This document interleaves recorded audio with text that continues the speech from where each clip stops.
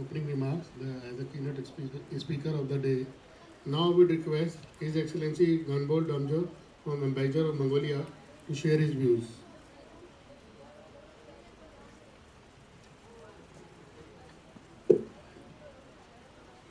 Good evening, everybody.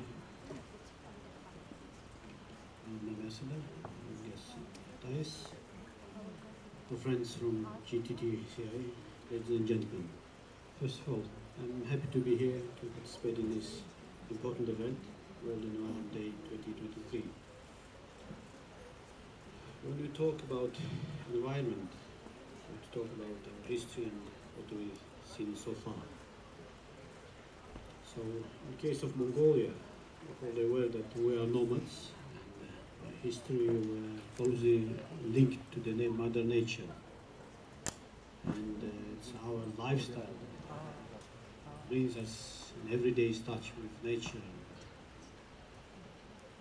In our history, the Genghis Khan in the 13th century, he made a law, strict law on environment protection, because the grassland that our herdsmen use, it's very sensitive to any, let's say, unfriendly activities from the human being. That's why the law on the environment was very strict.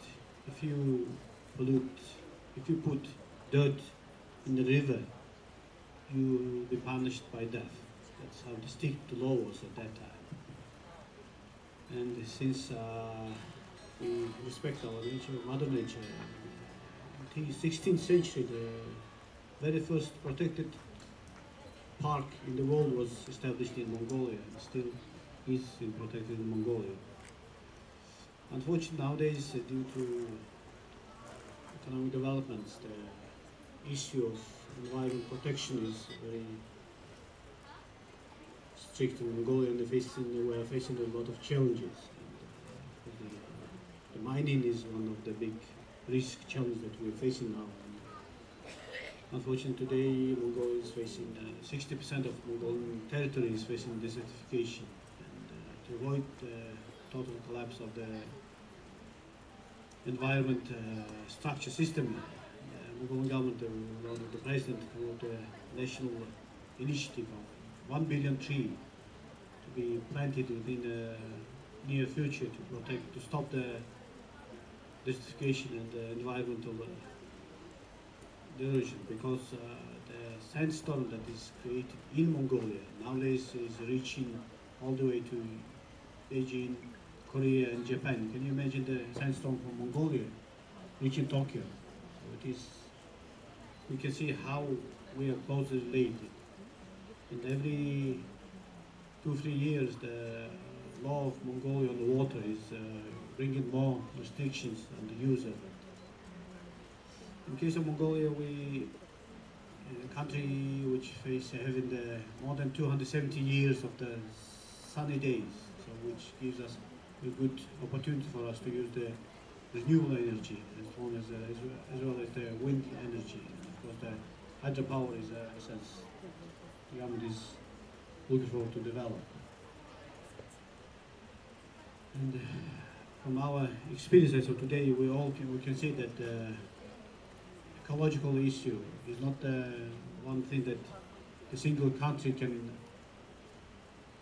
solve the solution of it. So therefore, common activities, joint efforts should be done in our climate. And thus the UN and the COP is coming up with a certain proposal that we have to avoid, and as the government of Mongolia is bringing more promises to bring that requirements along with the UN agenda. And in case of our bilateral relations, we can learn from each other how we can develop this ecology and nature preservance. We see a lot of activities from the Indian government that can be also in Mongolia, and I believe that we can share a lot of things among each other. Thank you very much. Thank you.